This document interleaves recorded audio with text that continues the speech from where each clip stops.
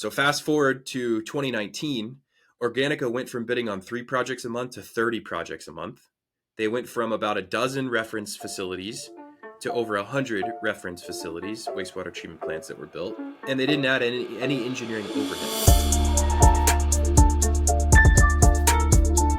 Happy holidays and welcome back to the Clean Techies podcast, where we interview the top climate tech founders and investors to share their stories, advice, and lessons when it comes to building and investing in climate.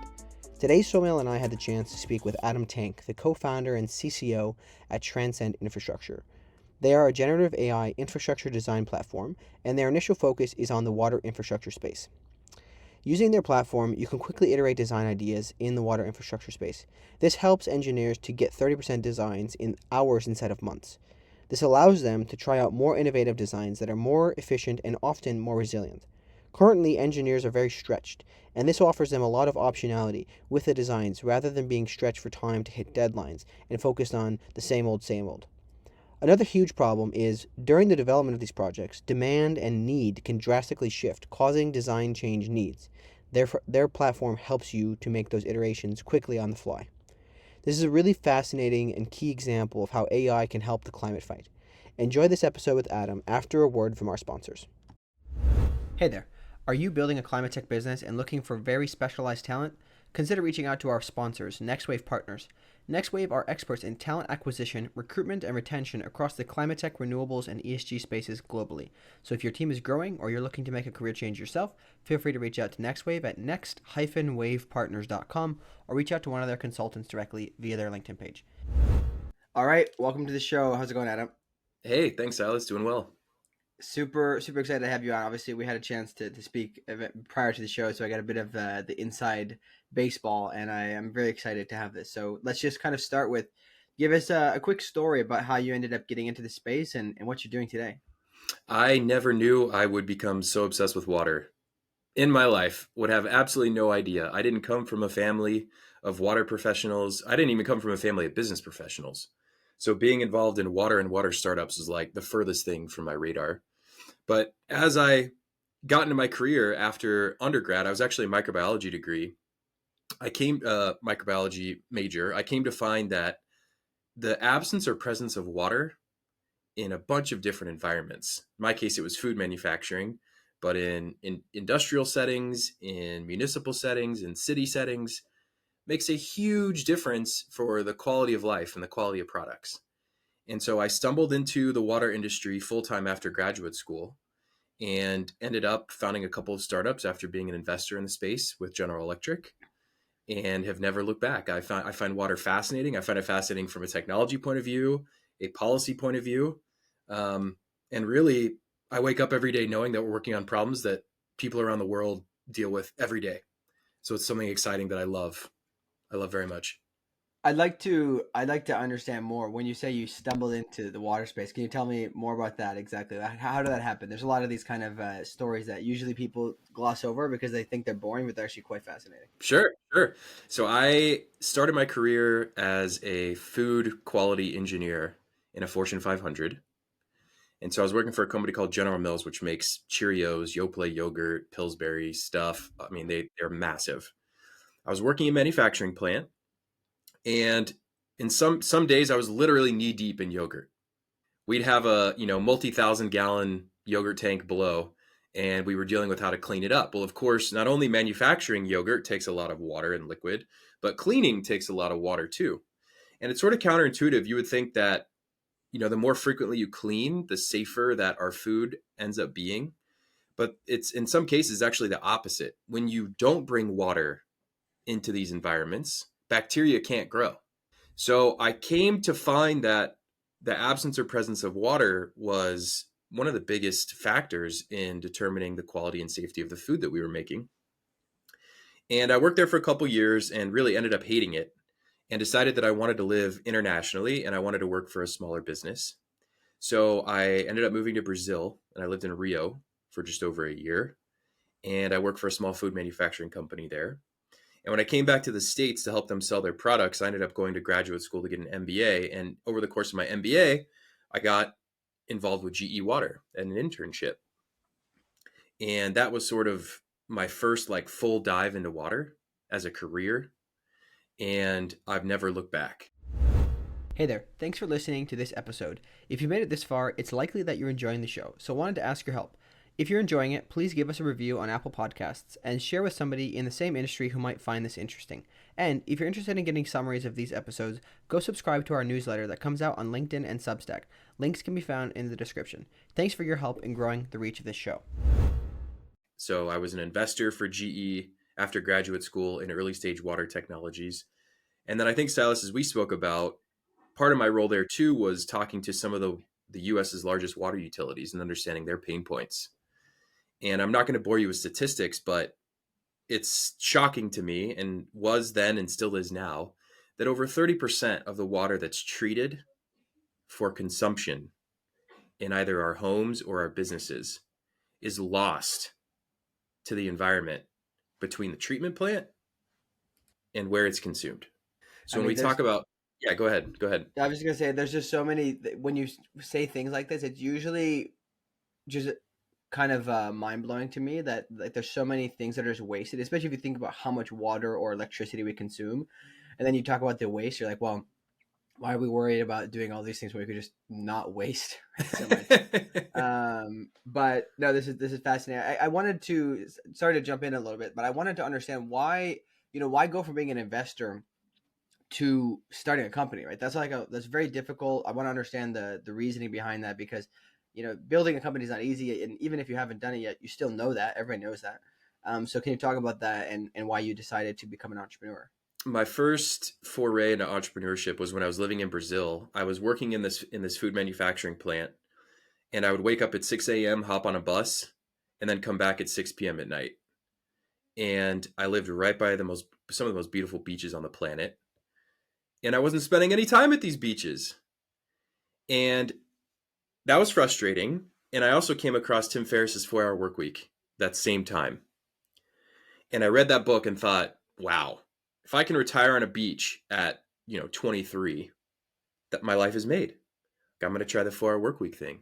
So on nights and weekends, I would work on a couple side hustles, coding websites, working on affiliate marketing programs, doing the entrepreneurial thing. And I absolutely loved it, but I failed miserably. I definitely did not have a 4 Hour Work Week, as the book, quote unquote, promised. But it scratched that itch enough to know that whatever I did at some point in the future, after I paid back grad school loans, I would want to get into small business and entrepreneurship. And so I mentioned that I was doing investments on behalf of GE Ventures. I was working with some of the largest water utilities in the nation. And at that time, the struggle was that all this water was being lost to the environment, but they didn't know what to do about it in terms of actually fixing these leaks. A lot of people can find leaks, but quite frankly, leaks are cheap because water is cheap, unfortunately. So we lose 30%.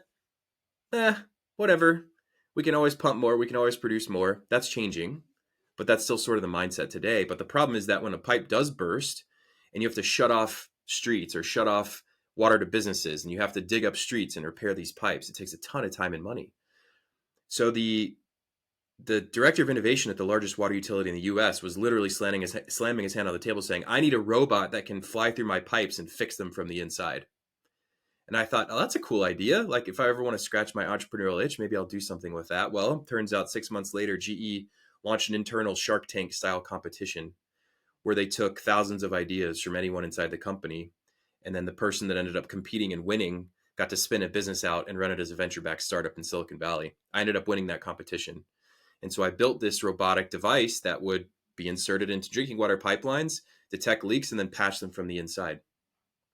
So that was my first true real startup experience, aside from these little side hustles in Rio, raising venture capital money and building this robotics company. I'm gonna jump in there. Could you give us that Shark Tank pitch? Could we get the Shark Tank pitch to transcend? Let's hear it. Let's hear it. So the Shark Tank pitch, and so that was the robotics business. It effectively was, we lose 30% of water due to leaks in pipes. When we have to fix these leaks, it costs hundreds of thousands of dollars, not to mention all of the other issues around permitting and construction and safety and all these things. So if we can insert a robot through the pipes that fix them, right, you save all this money, all this time, and you patch all these leaks, which ultimately helps us conserve water. I mean, that was really it. So how does Transcend do that? So that was a previous company. So Oh, so that one got that company was acquired in 2019, and then that's when I decided to found Transcend. wow. So the reason that Transcend exists and the reason that I got excited to be a co-founder of this business was that we lose 30% of water due to leaks because our infrastructure sucks. It's in horrible shape. And it's not Right. just water, by the way. It's water, wastewater, power, roads, all these systems, what we call critical infrastructure, all of them are in really, really bad shape. And we believe at Transcend, the core to solving this problem is in focusing on the upfront conceptual design work and the preliminary design work before this stuff is ever built. We should be focused on the outcomes we're trying to achieve rather than building the same stuff we've built for the last 10, 20, 30, 40, 50 years that we know is going to break, that we know we're going to have to maintain, that we know is going to cause all kinds of problems. If we can evaluate more options up front in this process and use automated software to do the design work like what Transcend has, we're going to build the infrastructure of the future that our planet needs. We wanted to take a quick break to tell you about another climate tech podcast. Well, literally. Ryan Grant Little hosts a podcast called Another Climate Tech Podcast, where he interviews climate tech founders and VCs, which, as I'm sure if you're listening to this podcast, you will love. So we highly recommend checking him out. The link will be in the description to this episode. Now back to the show. So I just want to make sure I'm understanding it properly. So I'm looking to build water infrastructure, and Transcend would help me design that. Is that Correct. accurate? That's exactly right. And so what kind of users are on the platform? Is it the engineering firms that are the primary users, or who's on it? Yeah. So we have had over 20,000 designs run, really projects run in the tool in over 70 countries to date. And across those countries and users, about 40% are engineering consultants, as you just mentioned. Another 30 to 40% are the asset owners themselves. So that could be a water or wastewater utility or a power utility. And then we have another smaller percentage, maybe 20%, that are equipment suppliers that provide equipment into these projects. Mhm. Got it. So, one thing I want to jump in with, can you explain for people who aren't familiar with the designing process of infrastructure projects, like what does it look like? There's a couple of major engineering terms. People are getting to certain percentage designs before an engineer has to sign off on everything. Can you talk about that process and what it looks like before Transcend and what it looks like Yes, after Transcend? definitely. So we'll use the example of a wastewater treatment plant because it's what I know and to some extent love most. Today, if you want to build a new wastewater treatment plant from scratch, which is happening in many parts of the world outside of North America, developing countries specifically, if you want to build one from scratch, I mean, at a minimum, you're looking at a 3-year process. This could take 6 years, 7 years, up to 10 years. In the US, these often take 5, 6, 7 years if you are working with existing assets and you want to, build like an expansion as an example on a treatment plant. But let's take the example of a new build. So you have a 6-year process. What's happening over the course of those 6 years? Well, the first probably 1 to 3 years are focused on engineering work and design work. So you're doing studies of the site, you're doing assessments of what the wastewater coming in is going to look like, how much wastewater is going to be coming in. You're looking at the type of wastewater it is. And what you're doing is that you're attempting to evaluate the outcome you're trying to achieve by building this treatment plant at the end of this 10 years. So let's take the first, as you mentioned, Silas, you have basically, it's called a 0%, your very starting point of a project. And you move towards 30% completion of the design work, which is typically the first stage, if you will, a 0 to 30% design. You are going to be completing things like really sophisticated process modeling that a wastewater process engineer will do. You're going to be looking at the mechanical equipment required to be put on site to treat the wastewater. And you're going to be looking at some of the civil aspects. So how big are these tanks? How big is this equipment? Where does it actually fit on the site? How do we arrange these buildings in a way that makes sense for the topography of the site or the hydraulics of the site? Once that's done, you then move to effectively 60% design, where you're doing things more like maybe some basic level controls and instrumentation of the facility. You might be doing some piping work. So you're going to be designing things in AutoCAD or maybe using Revit as an example. And then you probably move to a 90% design. So you're almost completed. And then finally you complete this project. The challenge with all of this is that, as I mentioned, you're looking at 6 years from that 0% design all the way through construction, is that things inevitably change. You have ideas about what you want to build in year one, but 2, 3 years down the road, imagine that you live in a city like, I don't know, let's say a city in North Texas, where Tesla decides they want to build their next giant facility outside of your town. Massive consumer of water. It's going to bring a ton of people into the area. It's going to create a lot more water challenges and wastewater treatment issues. So everything you designed in years 1 through 3 now has to be completely redone. You're starting all over from scratch. So you can imagine how troublesome it is for cities to do this on a somewhat frequent basis when they're doing what they call their master planning. So that's current state. Introduce a tool like Transcend.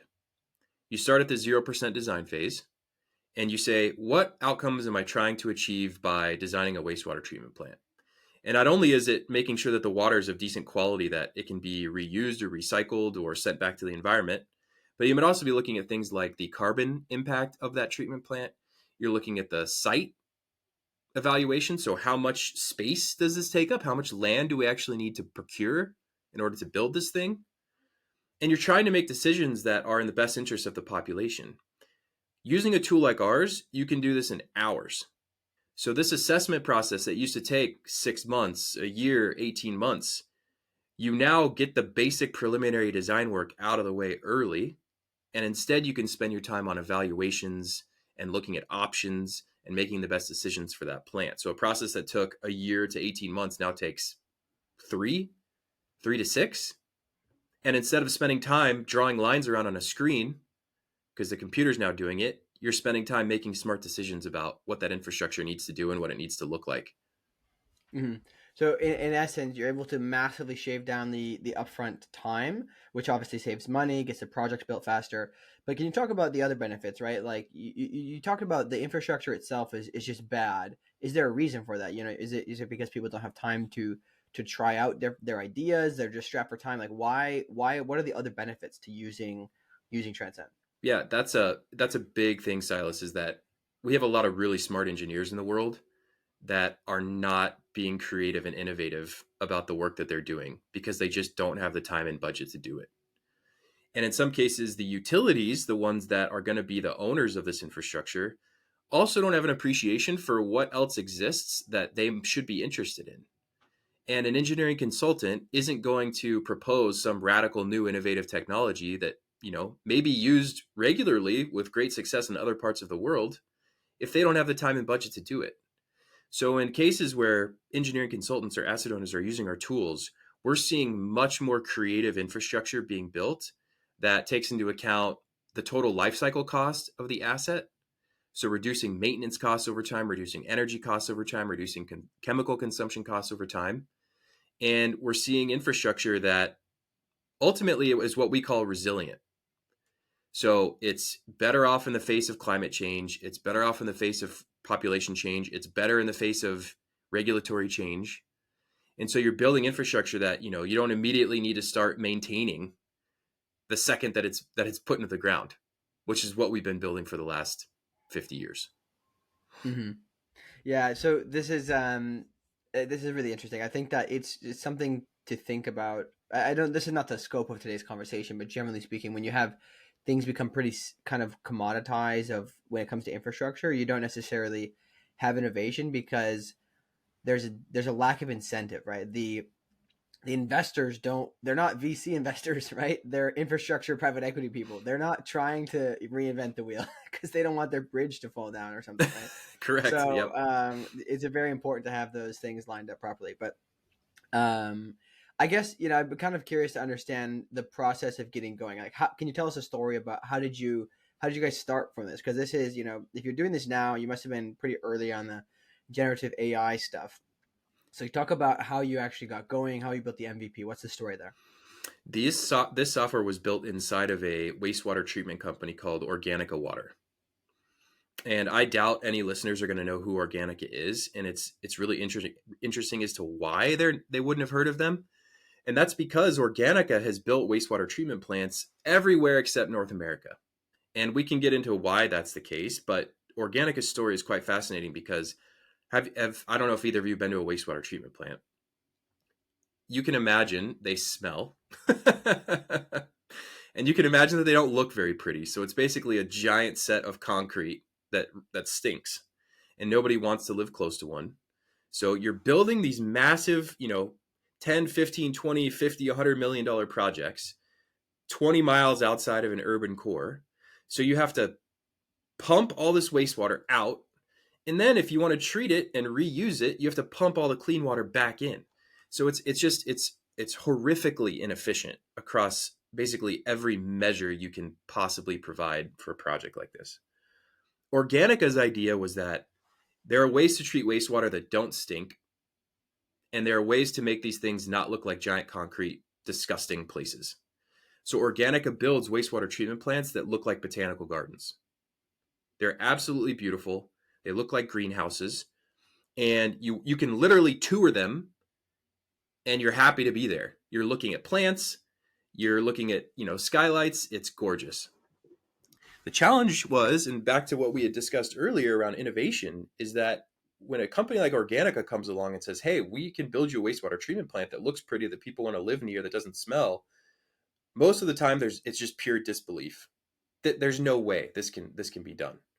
Well, at the time, 2012, Organica was, trying to bid on these projects, and we're spending hundreds or close to 1,000 hours worth of design work just to bid on projects because people wanted to see the proof that these things actually worked, and that they wanted to compare them to conventional treatment plants. And Ari, the CEO of Organica in 2012, was like, I can't afford to hire an army of engineers to do all this basically proof work to bid on projects.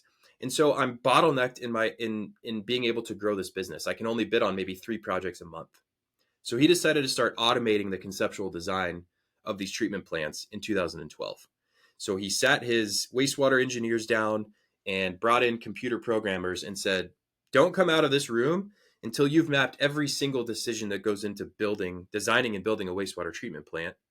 And we're going to turn that into computer code. So fast forward to 2019, Organica went from bidding on 3 projects a month to 30 projects a month.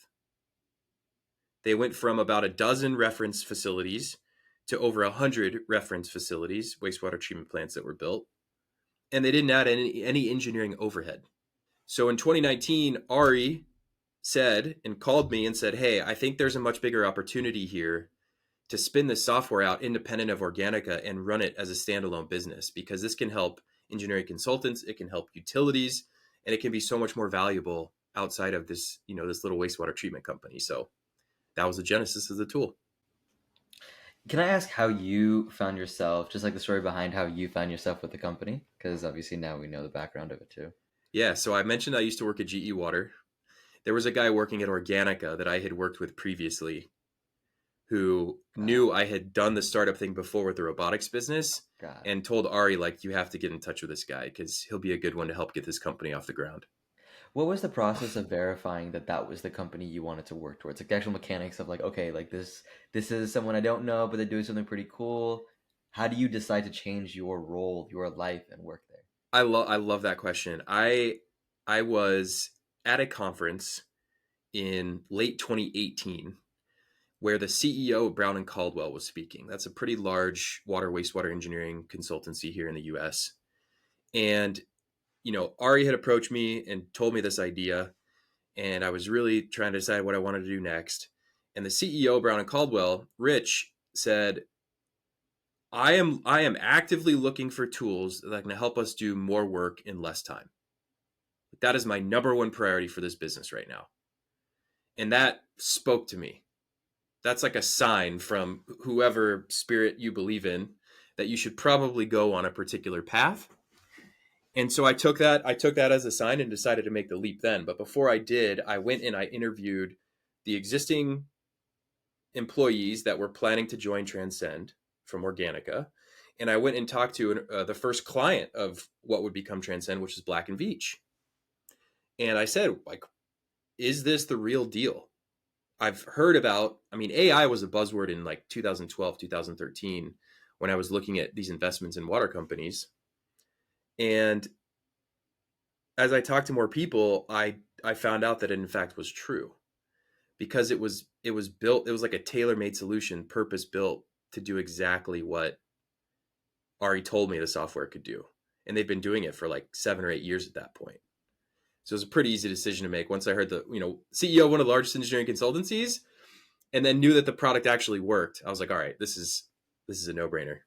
So you basically diligenced your own potential job opportunity. pretty pretty much. Yes, exactly. Yeah, that's really cool. I mean, I honestly, it's very fortunate that you had that opportunity. I feel like we've seen this piece of advice circulating, and I think honestly the nuance is how do you do it? Because how do you like just randomly go to one of their customers, potential customers, and talk to them? And it's not always clear or easy, but you had that opportunity and you said you could bet it. So that's really really good for you. Really happy to hear that. Um, Look, I think the most relevant thing about this is the industry itself. That I'm sure, as you recognize, water people recognize it's a challenge. They kind of understand that it's related to climate, but the actual trends and where the industry is going for water infrastructure and the kinds of things that are needed aren't, I feel like, common knowledge. So can you just talk about like what you see as the future of the water infrastructure industry and the kinds of things you're paying attention to? You bet. We have a really interesting viewpoint because we work globally with water utilities, engineering consultants, etc. And so we see sort of what's going on in different pockets of the world and how they're thinking about water, wastewater. And I'll say that, the quote, and I'm not sure who it's attributed to at this point, but that the future is here, just not evenly distributed, is 100% true in water and wastewater. Definitely. So I'll give you a simple example. We work with a lot of the water utilities in the United Kingdom. And the regulating body of those water utilities has said you have to be carbon neutral by 2030. It's a mandate. In the US, if you go talk to your local water wastewater utility leader and you ask them what their plans are for carbon neutrality, they're probably going to laugh you out of the room. That is not a conversation anyone is having today. And what the UK utilities are doing to go down this path of carbon neutrality is effectively the opposite of what we're doing here in the US. And I won't get too technical, but there's a way that you can treat wastewater. There's many ways you can treat wastewater, but one of those ways is by something called a trickling filter, which is exactly what you would imagine. Wastewater comes in and it trickles down with gravity through a series of filters, and it becomes cleaner on the back end. The UK utilities are actually now putting more of those in place because you don't have to use a ton of energy to pump all the wastewater. It's literally gravity trickled. Gravity trickles. It trickles using gravity. In the US, we're ripping out trickling filters in favor of treatment systems that require more energy. Like literally two completely opposite ends of the spectrum. What's the main reason they're doing that? I mean, I'm assuming there's probably some reason they're doing that. Yes. In some cases, I mean, there are more advanced processes than trickling filters that either can treat the water to a better quality without the need for subsequent treatment processes, or you can do it in a much more compact site. So in the US, where site is a huge constraint, or where sites may be a big constraint, depending on where you are, what city that you live in, you're using smaller footprint treatment systems. So it's interesting to see what's going on relative to some of this decision making. So what I believe is the future of the water wastewater industry is a bigger focus on being proactive in the design process to building things that, again, we don't have to immediately start repairing the second that they're built. Automation in terms of operations and maintenance is still in its infancy. If you go and talk to your local water wastewater utility, they're probably still running shifts 24/7. They probably don't have a lot of automation in the plants. You're probably still seeing people do a ton of stuff manually. Like it's literally the Wild West. Connectivity to your assets, even knowing where your assets are, what assets you even have, that's a huge struggle.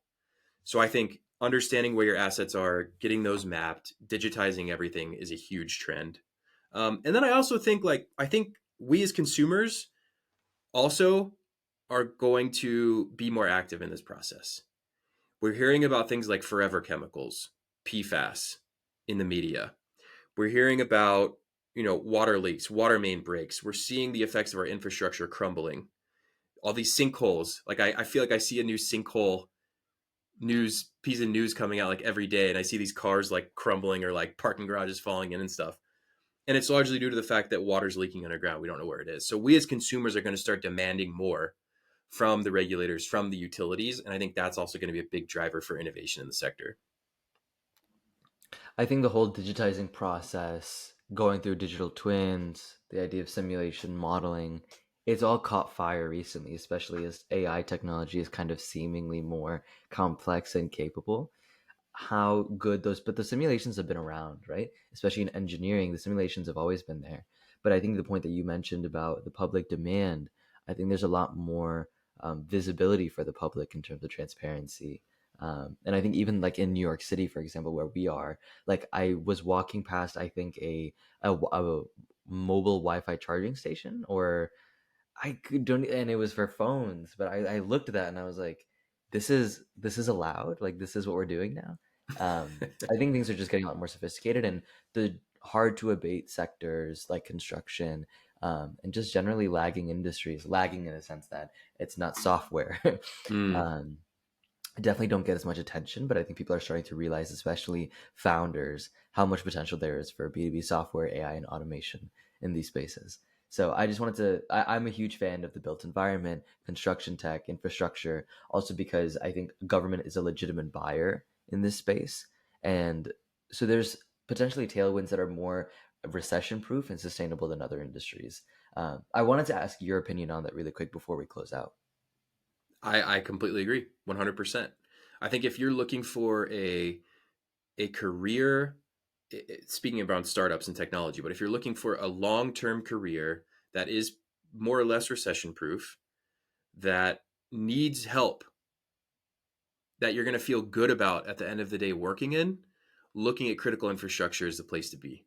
So that's water, power, transit, even telecommunications now, multi-residential buildings, healthcare. These are all things that are really fundamentally broken, in my opinion, and we need all the technology and smart minds we can get. Very cool. All right. Well, so as we wrap out, I just want to ask, if you were to talk to yourself right as you were diligencing those customers and considering joining the company, what are, three pieces of advice you provide yourself as a founder? Whew. So one is it's all about the people you bring onto the team. You can pretty much get technology to do whatever you want it to do, especially software. It's much harder to find the right team to help you build a business. So build the team. And like Silas, obviously, in his day job, quote unquote, understands how important this is and how hard it is to find good people. So that would be the first thing I would say.